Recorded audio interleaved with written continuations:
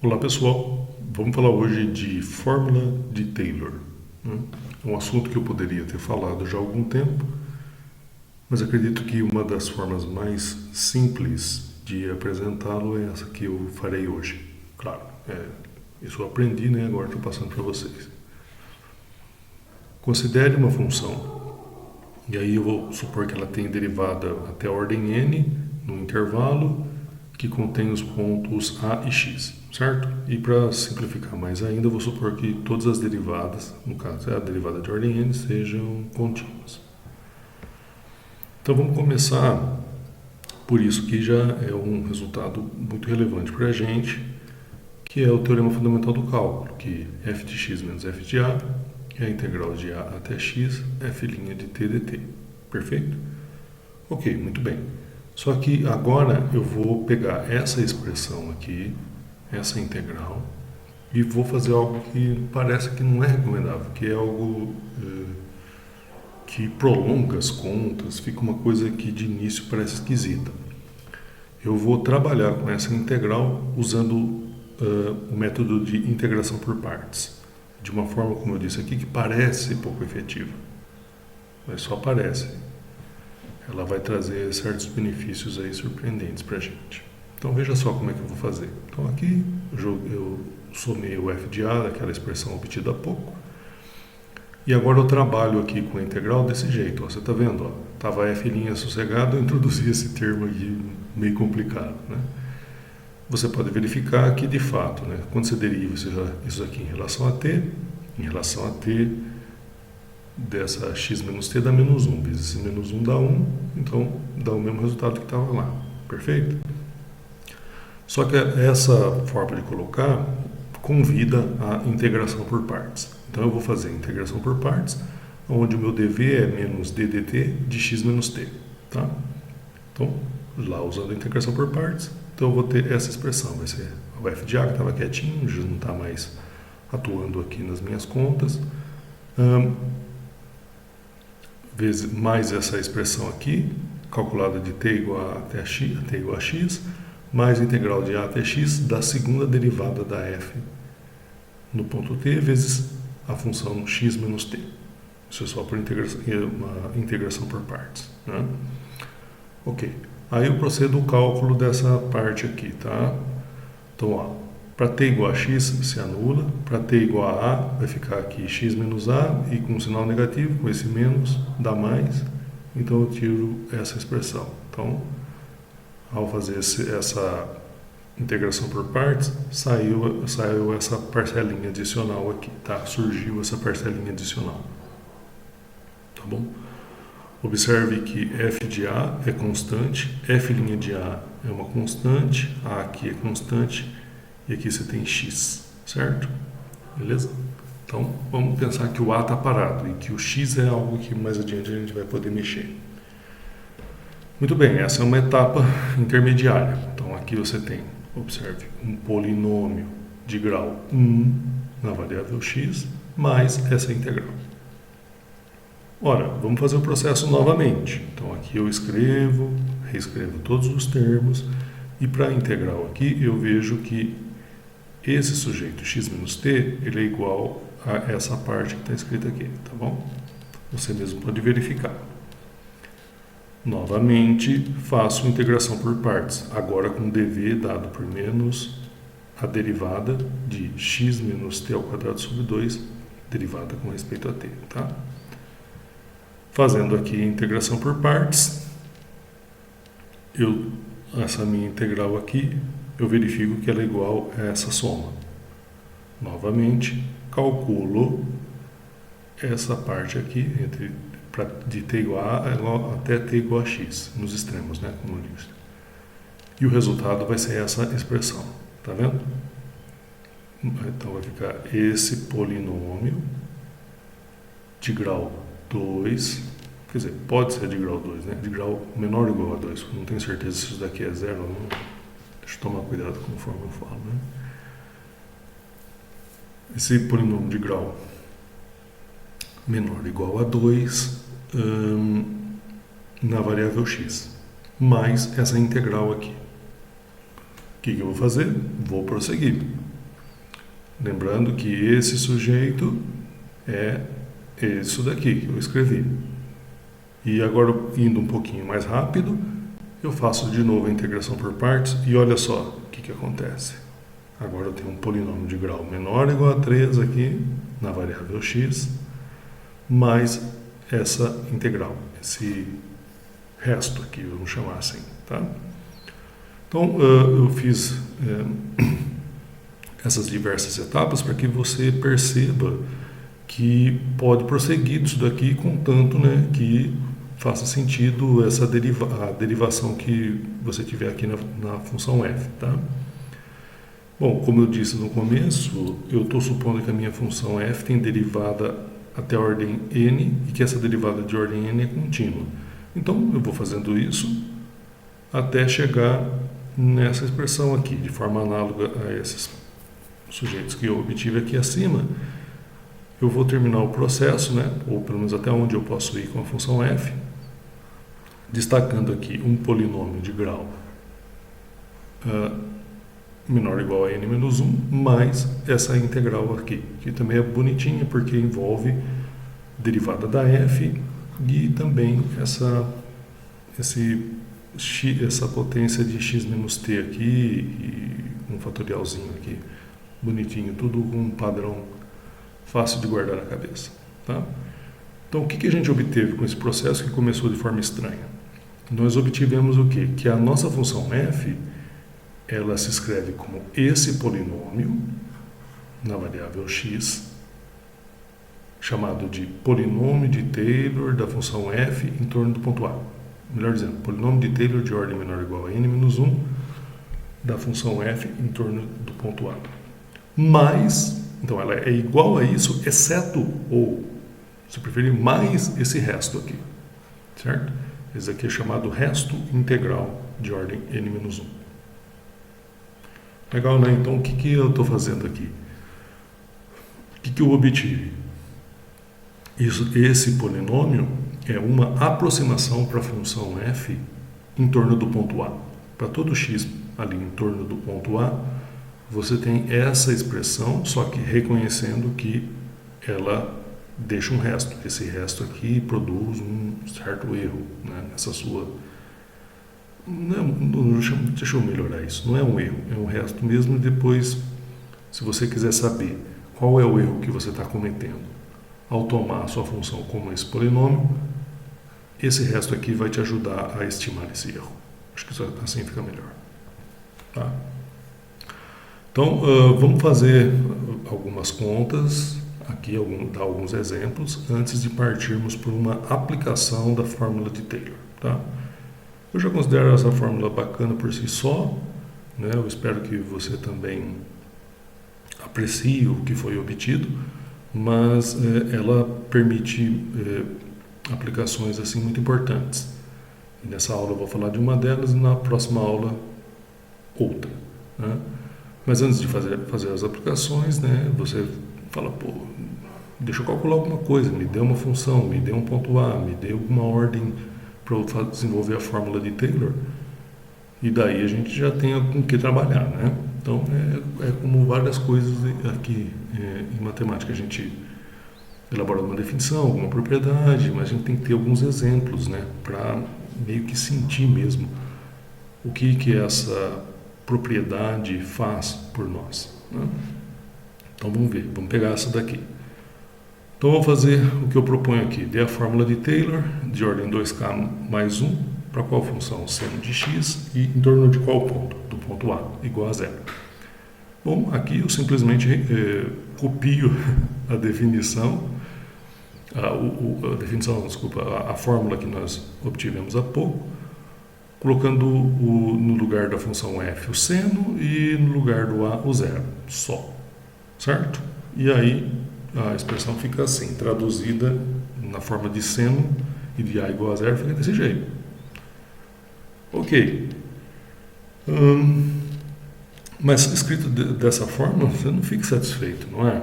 Você não está falando o valor desses coeficientes aqui, desses termos, né? Então, para responder adequadamente, precisamos dizer quem são essas derivadas. e também essa última aqui que aparece na expressão do resto. Olha, e aí eu vou deixar para que você prove, eu vou botar as relações e você vai poder provar por indução, que é o seguinte, ó, a derivada de ordem 2L do seno vai dar menos 1 elevado a L vezes seno de t. E a derivada de ordem 2L mais 1 vai dar menos 1 elevado a L cosseno de t. Isso para todo inteiro não negativo L. Isso aqui você pode provar por indução, que é mais uma oportunidade aí de você praticar isso, tá? Ora, a partir disso, em particular, nós temos para t igual a zero, esse fato de que as derivadas, esse primeiro aqui é mais fácil de ler, uma derivada de ordem par do seno calculada no zero é zero. É isso que está tão facinho de ler aqui. A derivada de ordem 2L mais 1 do seno no ponto zero é menos 1 elevado a L. Então, com isso, a gente consegue agora melhorar a expressão do seno escrevendo dessa forma aqui. O seno tem essa alternância aqui. Você nota que só tem termos ímpares, né, do polinômio. Então, é primeiro x dividido por 1 fatorial menos x ao cubo dividido por 3 fatorial mais x à quinta por 5 fatorial e assim sucessivamente. Então, você vai alternando. E o resto aqui, né, que tem essa expressão como escrita aqui. Pois bem, então está feito aqui do seno, nós vamos usar isso. Então vamos deixar aqui uns exercícios. Ó. Em cada caso, dê o desenvolvimento de Taylor para a função. Então vamos pegar aqui a da função cosseno, em torno do A igual a zero, de ordem 2k. Aqui pega exponencial, em torno do zero, de ordem n. Faz também para o logaritmo de 1 mais x. Tá? Mais adiante a gente vai falar quais são as restrições para x. Depois você faz para 1 mais x elevado a meio, arco tangente e, para fugir um pouquinho aqui, botar um pouquinho diferente, o seno hiperbólico. Então faz esse exercício, você vai ter uma prática razoável, tá bom? Então veja só, eu quero já aproveitar esse exemplo que eu fiz e dele produzir alguma coisinha, mostrar como que funciona uma certa aplicação aqui da fórmula de Taylor. Então, valor aproximado da função no ponto. Um dos usos da fórmula de Taylor é esse, certo? Dê o exemplo de um valor aproximado de seno calculado em 1 com coincidência até a segunda casa decimal. Bom, eu vou usar ali a fórmula de Taylor e para x igual a 1. Por quê? Quando eu colocar x igual a 1, eu vou ter que seno de 1 vai ser esse polinômio aqui. Desculpa, esse polinômio não, agora já não é mais polinômio, né? Quando eu substituir. Vai ser essa expressão aqui, você vê que isso aqui é um número racional, mais o resto, tá? Então, o que acontece? Se eu subtrair essa parte aqui lá do seno e pegar o módulo, eu tenho essa igualdade aqui, tá certo? Então, para que eu controle esse erro pedido no exercício, eu tenho que controlar esse tamanho, porque eu estou falando aqui, ó, que a distância do seno a essa expressão é a mesma que o módulo dessa aqui do resto. Então, se eu tornar o módulo do resto menor do que 10 a menos 3, eu terei satisfeito o que pede o exercício, obtendo como aproximação essa expressão aqui. Tá? Então, assim, ó, o erro de tomar o seno de 1 como essa expressão, ele é controlado por esse módulo aqui. Agora, né, tem mais trabalhinho aí a fazer. Vou estimar isso. E aí um lembretezinho, né, que módulo da integral é menor ou igual à integral do módulo. Isso é uma coisa que segue lá da definição por somas de Riemann. Eu acho que eu já mencionei antes essa propriedade, mas é o tipo de propriedade que eu sei que eu tenho que repetir algumas vezes, porque ela fica parada por um tempo, aí você usa, depois não usa mais, né? Então, logo no começo, né? Depois que você já fez o curso de cálculo, parece que ela vai se tornando mais e mais frequente, né? Nesse momento tem esse processo ainda de consolidação, então eu prefiro dar uma resgatadinha aqui. Ok, então vamos lá. O módulo da integral menor ou igual à integral do módulo. Beleza. Aí vai ficar o módulo do produto é o produto dos módulos aqui dentro. Esse daqui, o módulo disso dá 1, o módulo do seno é menor ou igual a 1, e é por isso que agora eu estimei dessa forma, como menor ou igual a integral de 0 a 1 dessa expressão. Certo?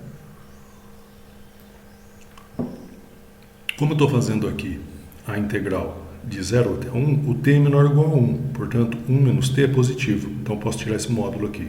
Então vai ficar a integral de 0 a 1, 1 menos t elevado a 2k mais 1, sobre 2k mais 1 fatorial. E a primitiva desse sujeito é esse cara daqui, que a gente vai calcular, fazer a diferença nos extremos, segundo prega o teorema fundamental do cálculo. Você faz essa conta e o resultado dá isso daqui, 1 sobre 2k mais 2 fatorial. Então, o resto ele é estimado por cima por 1 sobre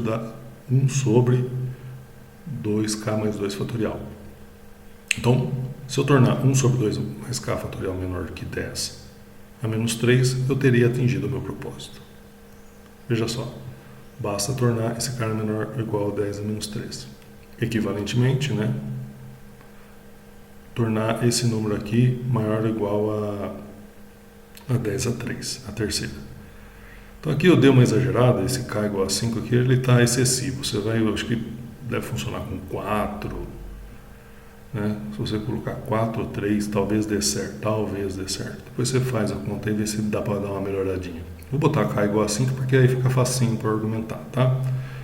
Ó, se eu colocar k igual a 5, vai ficar 12 fatorial. 12 fatorial é 12 vezes 11 vezes 10 vezes 9 fatorial, que é maior, dado que 9 fatorial é maior do que 1, 12 vezes 11 vezes 10, que é evidentemente maior que 10 ao cubo. Então, com k igual a 5 a coisa dá certo, depois você vê se dá para melhorar um pouquinho esse daí, e daí eu tenho que, essa soma, um j variando de 0 até 5, desses quocientes aqui, coincide com seno até a segunda casa decimal. Legal, né? Espero que você aprecie e agora você já tem uma chance aqui de praticar, né? Desculpa, já estava pensando em já passar exercício, né? Deixa eu falar como que é esse dispositivo aqui, tá? Ali eu fiz num exemplo, mas se eu fizer um exemplo não é o suficiente para você aplicar em outras situações, tá? O exemplo ele acaba escondendo como que funciona em geral, né? O exemplo é bom para te dar um conforto de algum tipo de aplicação, mas por vezes é melhor mesmo escrever em termos gerais para que você saiba o papel de cada coisa na sua fórmula, né? Nas suas expressões, nas suas estimativas. Então eu vou rapidamente refazer aquele processo, agora imaginando uma f geral. Então, nas condições da fórmula de Taylor, você tem que a sua função em x é esse polinômio aqui em x, com um erro estimado pelo módulo, com um erro estimado aqui pelo módulo do resto, lá da fórmula de Taylor. Certo? Bom, então agora a gente tem que ver um jeito de estimar esse tamanho aqui de modo parecido com o que fizemos no exemplo. Olha, se essa derivada daqui, o módulo dela foi controlado por uma constante m, para todo t ali entre a e x, ou para todo t no intervalo, aonde moram a e x, então nós temos o procedimento que eu vou descrever. Aqui eu vou fazer uma etapa certinho e a outra eu vou deixar como exercício, tá? Então veja só, o que vai acontecer? Se A for menor do que x, esse módulo daqui é menor ou igual a essa integral, certo? Já usei que o módulo da integral menor é igual à integral do módulo e também usei que a derivada é estimada por m para todo o t ali no meu intervalo. Beleza? Você viu? Parecido com o processo que fizemos há pouco. Agora, como o x menos t é maior ou igual a zero, esse módulo aqui ele é igual a x menos t, tá bom? Então vai ficar a integral de a até x, m vezes x menos t elevado a n menos 1 sobre n menos 1 fatorial. Tá? O fato aqui do x, o a ser maior do que x, é para que eu possa colocar o meu extremo de integração dessa forma, tá? Meus extremos dessa forma, que do contrário daria o oposto, o número menos isso. Aí eu boto o m para fora aqui e calculo essa integral usando a primitiva dela, né? A primitiva desse cara é x menos t, é menos x menos t elevado a n sobre n fatorial. Calculo nos extremos, não quero aborrecer essas contas, isso aqui é termo fundamental do cálculo, tá? E daí fica m vezes módulo de x menos a elevado a n sobre n fatorial, certo? E destaco que o caso x menos a é análogo e você faz como exercício. Análogo quer dizer o seguinte: no final você vai chegar nessa expressão aqui, tá? Para uma estimativa ali para o seu resto.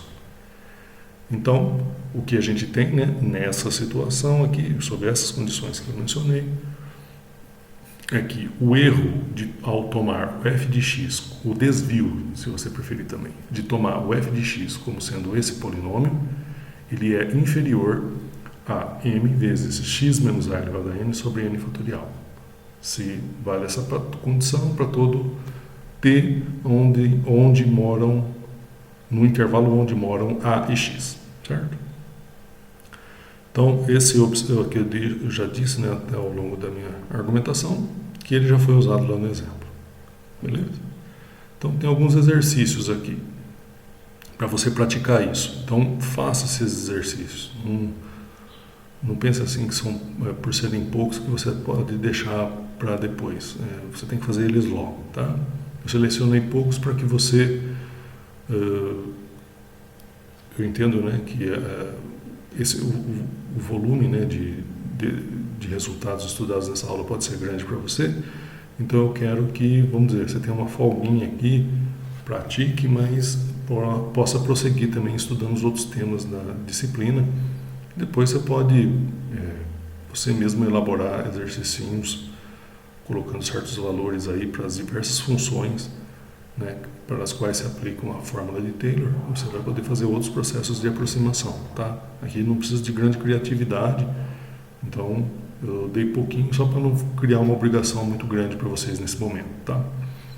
Então tem esses dois exercícios, tem esse daqui que eu vou apagar essa dica porque eu acho que ela não é boa, tá? Para fazer em torno de π sobre 2, não esquece. Faz em torno do zero, que vai dar um pouquinho mais de conta, mas eu acho que vocês vão conseguir fazer, tá? Então tem esses 3 exercícios para concluir essa aula e usar essa aplicação da fórmula de Taylor. Então você tem aqui nessa aula o surgimento para você, né, da fórmula de Taylor com resto integral, e depois tem alguns exemplos para você fazer as fórmulas de Taylor de diversas funções. Um exemplo de como que usa a fórmula de Taylor com resto integral para dar valor aproximado de função num ponto, e o procedimento geral de como se fazer isso, né? Fizemos primeiro no exemplo, no seno para seno de 1. E agora você pode praticar o que aprendeu nesses exercícios A, B e C. E futuras práticas, se você quiser fazer mais exercícios, tem lá o arco tangente para você fazer, né? Outras funções aí, mas eu peço que você faça esses A, B e C, que eu acho que no momento é o que basta.